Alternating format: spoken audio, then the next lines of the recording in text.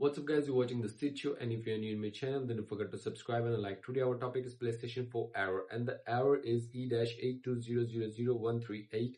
Failed to add funds to the wallet using virtual PlayStation credit card.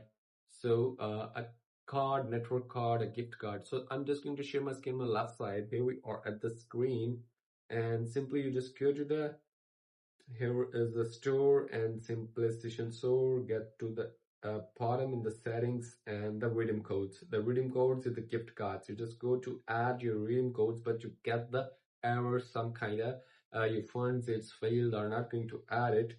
What to do? You just go to the settings here and back to the settings and go to the account information, account management, and here is the account information, and then go to the address. Login settings, you must check your network also. Sometimes having a problem with the network. And here we go to profile and address. You must check the address. If you got your address from the US, you must have a redeem codes from the US. If you have the Asian, you must have an Asian. If you have Middle East, Turkish, you must have the same Turkish gift card. Then it will be add.